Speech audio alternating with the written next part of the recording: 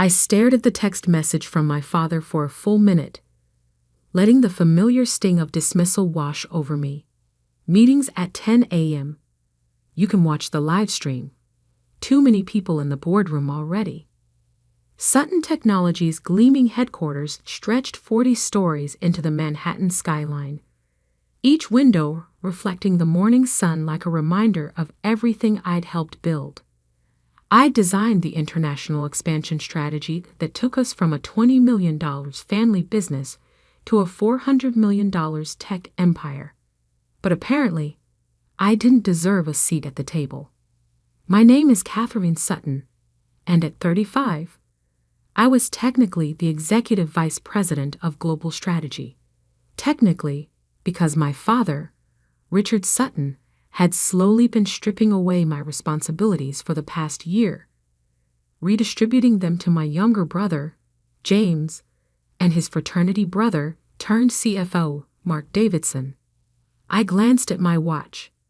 9:45 a.m. The acquisition meeting would start soon.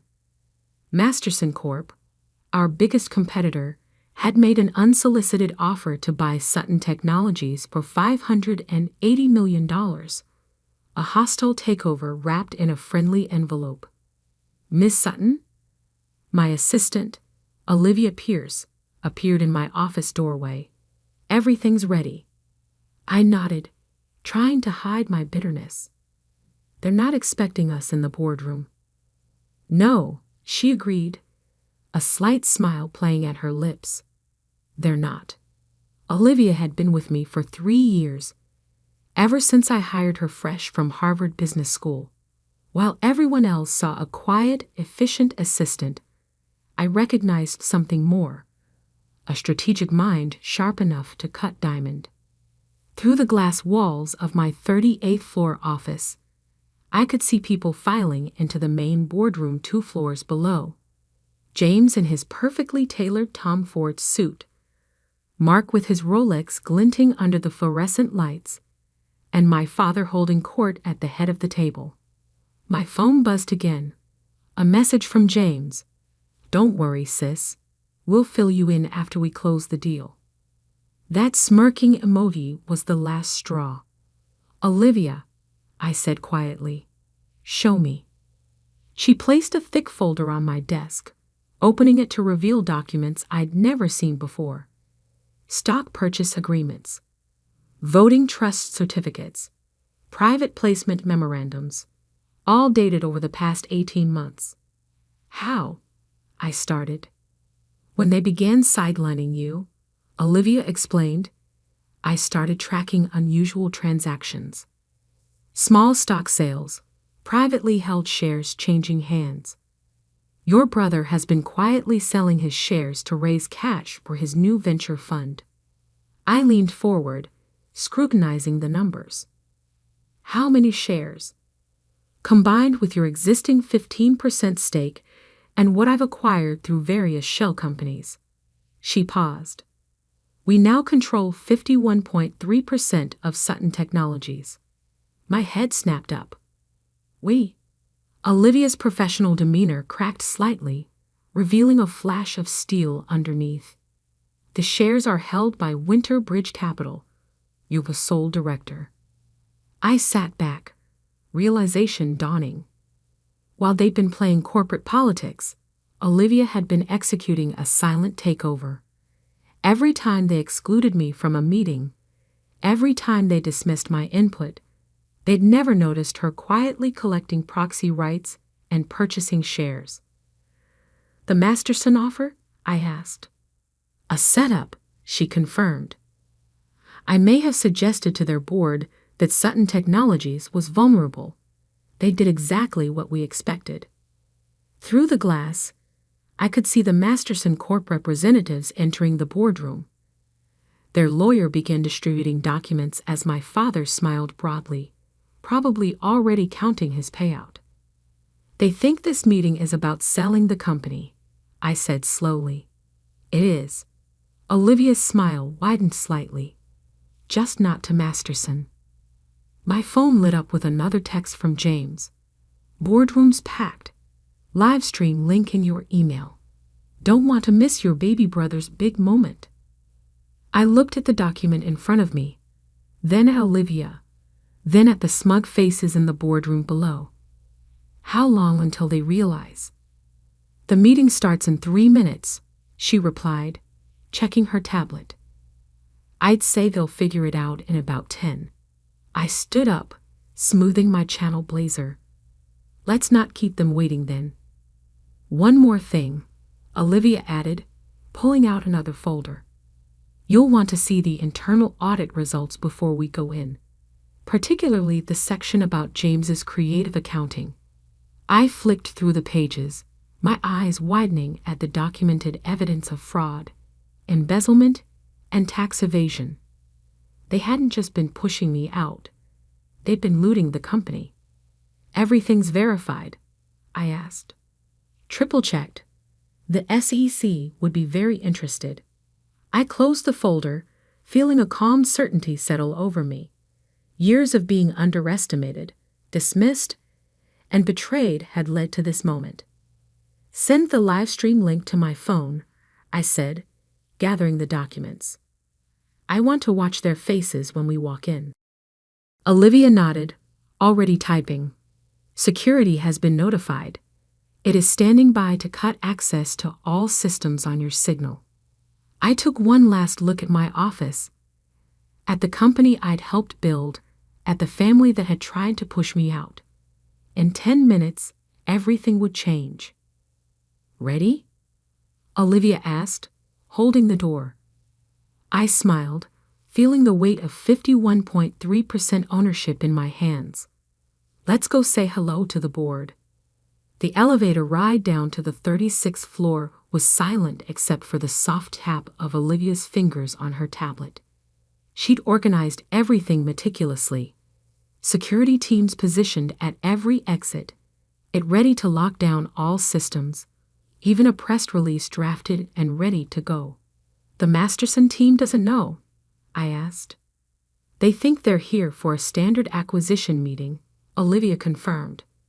Their CEO's face, when he realizes he's been played, should be interesting.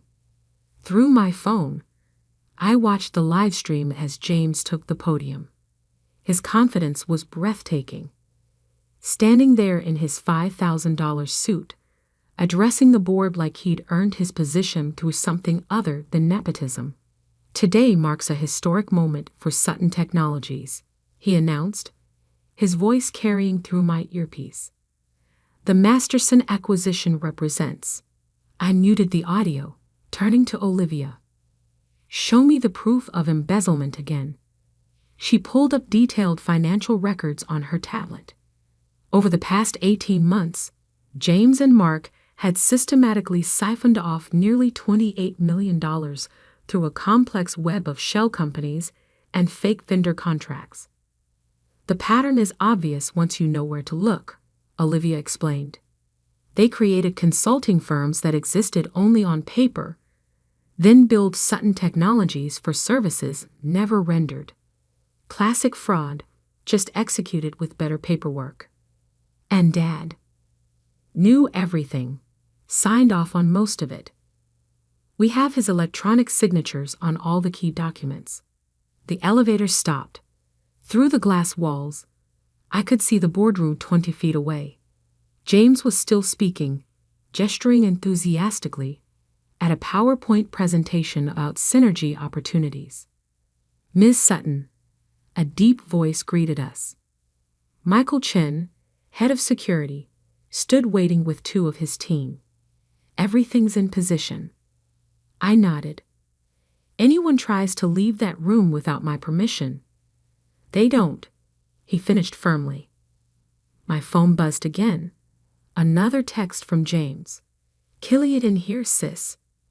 Don't worry, I'll make sure you keep your job after the merger. I showed the message to Olivia, who actually laughed.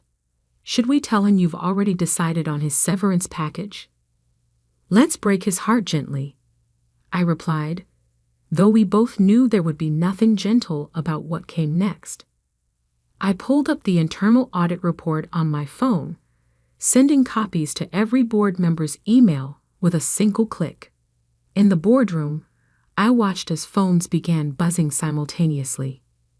James faltered mid-sentence as notifications lit up across the room. My father frowned, reaching for his phone. Mark's face suddenly lost its smug expression as he opened the document. "Right on schedule," Olivia murmured, checking her watch. "Would you like to see the surveillance footage we gathered?" She pulled up videos on her tablet. James meeting with fraudulent vendors in underground parking lots. Mark shredding documents after hours. My father in his office, explicitly discussing how to hide transactions from Catherine's prying eyes. "They never considered that your quiet assistant might be watching," Olivia said, her satisfaction evident. Rich men in expensive suits tend to ignore women they consider beneath them. Through the glass, I could see the panic spreading. Board members were whispering urgently to each other. The Masterson team looked confused. James had stopped speaking entirely, his face growing paler by the second. My father stood up abruptly. "We need a brief recess." "Actually," I said into my phone, triggering the boardroom speaker system, "you need to stay exactly where you are." Every head in the room snapped toward the sound of my voice. Through the glass walls, they could see me standing in the hallway, Olivia by my side, security personnel positioned strategically behind us. "The meeting will continue," I continued, my voice echoing through the speakers, "just with a slightly different agenda." "What is this?" James demanded, but his voice shook slightly. "Check your email again," I replied. "You'll find updated ownership records for Sutton Technologies. Pay particular attention to the controlling interest section." I watched through the glass as they frantically refreshed their phones. The color drained from my father's face as he realized what he was seeing. "Impossible," he whispered, but the microphones picked it up. "These shares? Where did they?" "Would you like to explain the fraudulent consulting contracts first?" I asked. "Or should we start with the offshore accounts you've been hiding from the IRS?" Mark jumped to his feet. "You can't prove." "Sit down, Mr. Davidson." Olivia spoke for the first time, her voice carrying clearly through the speakers. "The SEC has already received copies of everything we're about to discuss." The Masterson CEO looked between us and my family, realization dawning on his face. "This isn't an acquisition meeting, is it?" "Oh, it is," I replied. "Just not the one you were expecting." I nodded to Olivia, who pressed a button on her tablet. The boardroom's main screen lit up with a new presentation, Sutton Technologies Restructuring Plan, effective immediately. "Now," I said, reaching for the boardroom door handle, "shall we begin?" The faces staring back at me were a symphony of shock, betrayal, and dawning horror. My father gripped the table like it might save him. James looked like he might throw up on his expensive shoes. I smiled, feeling the weight of years of dismissal falling away. "I hope you saved the livestream link, little brother. You won't want to miss what happens next." The boardroom fell silent as I walked in, Olivia 2 steps behind me, security positioned at every exit. The air felt charged, like the moment before a lightning strike. "Catherine," my father started, attempting to regain control. "This is highly irregular." "Irregular?" I cut him off, my voice sharp. "Like the $28 million missing from company accounts. Or irregular like the fake consulting firms James has been running." The Masterson team shifted uncomfortably in their seats. Their CEO, David Masterson, looked like he was calculating his fastest escape route. "Mr. Masterson," I turned to him. "I apologize for the deception. You were brought here under false pretenses. I'm beginning to gather that, he replied dryly. Olivia, please show everyone the real numbers.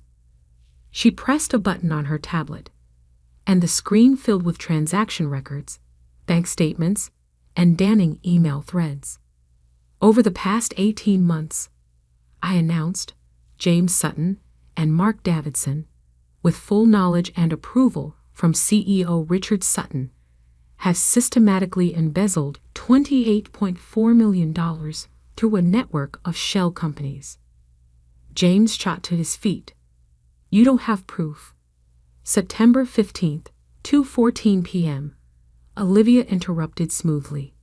You're meeting with Thomas Werner in the parking garage of the Four Seasons. Would you like to see the surveillance footage? She pulled up the video. James's face went from red to gray as he watched himself accepting an envelope, the audio crystal clear. Dad will sign off on the invoices. Catherine won't notice a thing. Or perhaps, I continued, we should discuss the offshore accounts in the Cayman Islands, the ones holding funds stolen from company pension plans. Mark Davidson started edging toward the door, but Michael Chen stepped forward, blocking his path. Sit down, Mr. Davidson, I said coldly. The FBI will want to speak with you about those wire transfers. My father stood up slowly, his authority visibly crumbling. Catherine, whatever you think you found, we can explain. Like you explained cutting my voting rights? I asked. Or how about explaining why my signature was forged on board resolutions I never saw? I nodded to Olivia, who distributed thick folders to each board member. Inside you'll find detailed evidence of fraud, tax evasion, and securities violations. The SEC has already been notified.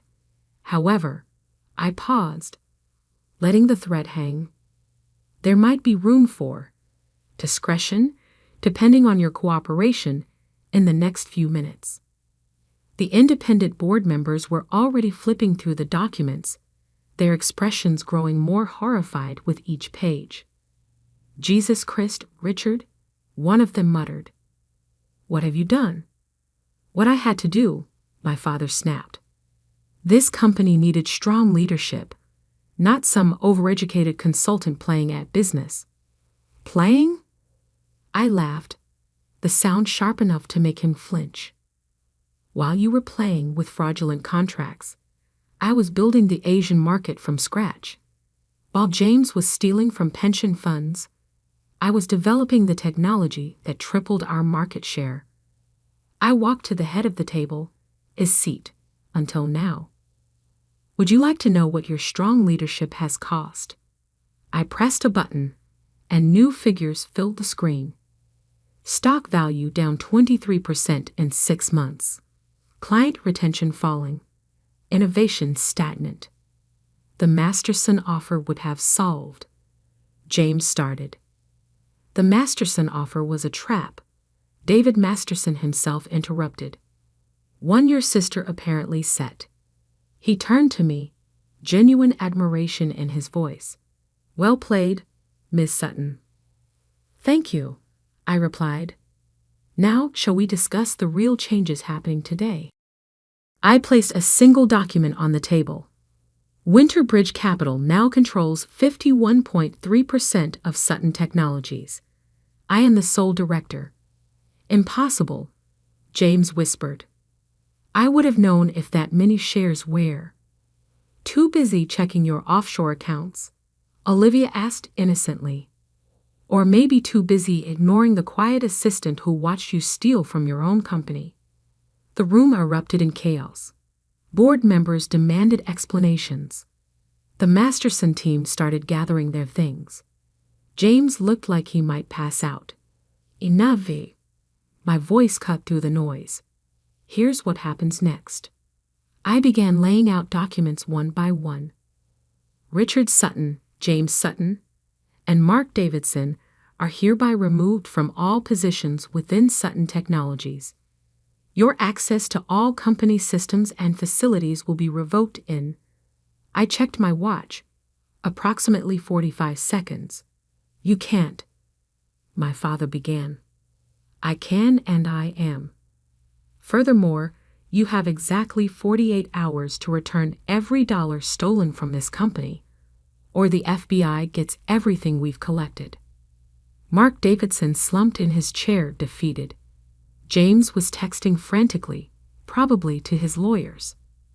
The board will be restructured. I continued.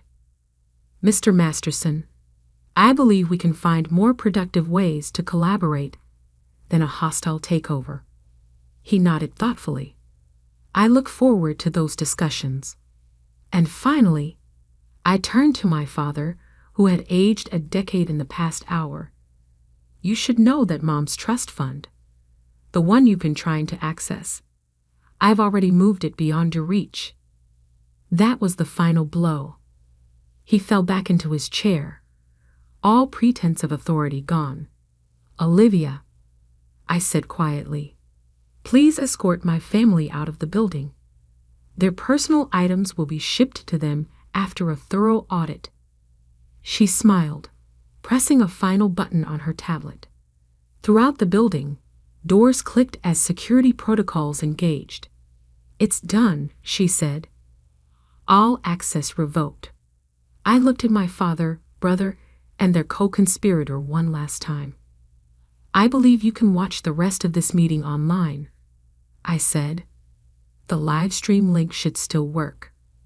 The next 24 hours transformed Sutton Technologies. Security teams supervised as James, Mark, and my father were escorted from the building, their access cards deactivated, their emails archived and frozen. Employees watched in stunned silence as the men who had ruled the company like their personal kingdom were reduced to civilians waiting for their drivers on the street below. By midnight, Olivia had orchestrated a complete digital lockdown. Every password changed, every account secured, every document preserved for the pending investigations. She worked with a quiet efficiency that made me realize why she'd been so effective at gathering evidence. No one had ever really seen her coming. The offshore accounts are being frozen, she reported, bringing me coffee and my father's. Now my office on the top floor. Their personal devices have been remotely wiped of company data, though James did try to delete quite a few interesting emails first. I looked out over the Manhattan skyline, the city lights reflecting off buildings like stars. Any response to the repayment demand? Their lawyers contacted us an hour ago. They're willing to negotiate terms. I turned from the window. There are no terms. Full repayment or federal prosecution. They have? I checked my watch. 39 hours left to decide. The next morning, the Wall Street Journal ran the story. Sutton Technologies announces leadership change amid financial investigation. The stock actually rose 8% in early trading as investors responded to the transparency and decisive action. I spent the day in back-to-back meetings with board members, executives, and team leaders. Many had suspected something was wrong, but had been too afraid to speak up. Now, with evidence of the fraud exposed, the stories came pouring out. They killed my entire development budget, the head of R&D confided. Said we needed to focus on core profit centers. Now I know where that money really went. By evening, the first wire transfers arrived. James surrendered first, returning $8.2 million from his Cayman accounts. Mark Davidson followed with $6.5 million, along with a signed confession his lawyers probably hadn't approved. My father held out until hour 47. His transfer of $13.7 million came with a single-line email. You've destroyed this family. I forwarded his message to Olivia, who had become my de facto chief of staff. She replied within seconds. No, they destroyed it themselves. You just exposed the rot.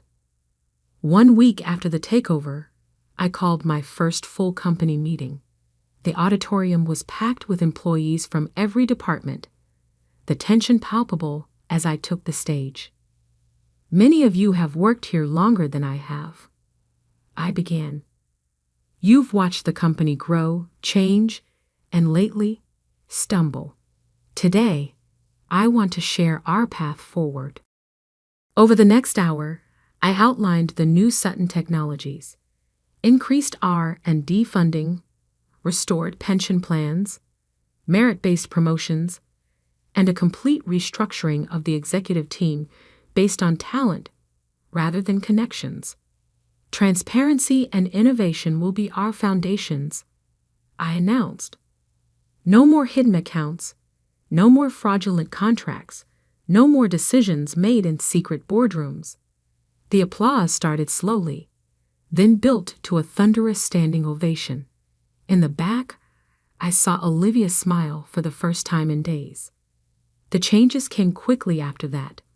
David Masterson and I negotiated a strategic partnership instead of a takeover, combining our technologies to open new markets. The stock rose another 15% on the announcement. James attempted one last power play, trying to rally shareholders for a proxy fight. It died quickly when Olivia released evidence of his attempts to delete incriminating emails.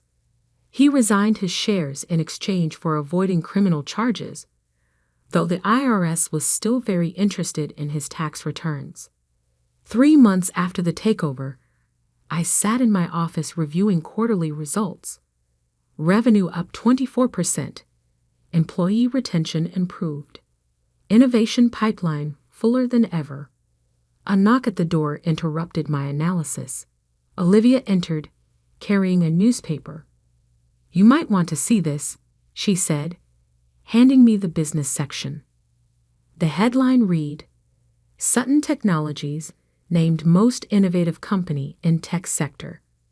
Below was a photo of me in the new research lab we'd opened, surrounded by engineers and developers. There's something else, Olivia added, placing a folder on my desk. Your father's trying to access the company pension fund again, through a proxy this time. I sighed, opening the folder. Send everything to the SEC. No more protecting them from consequences. She nodded, then hesitated. He's also requested a meeting. Says he wants to heal the family. I thought about the years of dismissal, the casual cruelty, the systematic destruction of everything I'd worked for. Then I thought about the company we were building now, stronger and more ethical than they could have imagined. Tell him he can watch our next shareholders meeting online, I replied. The live stream link still works. Olivia smiled, understanding perfectly. I'll have security update the blocked list. As she turned to leave, I called after her. Why did you do it? Help me take them down. She paused at the door. Because you built while they destroyed. Because you earned everything they stole. She straightened her impeccable blazer. And because I believe talent and integrity should win over privilege and fraud. I nodded, turning back to the quarterly reports. Outside my window, the sun was setting over Manhattan, painting the sky in shades of possibility. Sometimes the quietest people in the room are the ones you should watch most carefully. Sometimes the greatest victory isn't in the takeover, but in rebuilding something better from the ruins of betrayal. And sometimes, just sometimes, justice comes with a corner office and a really good assistant.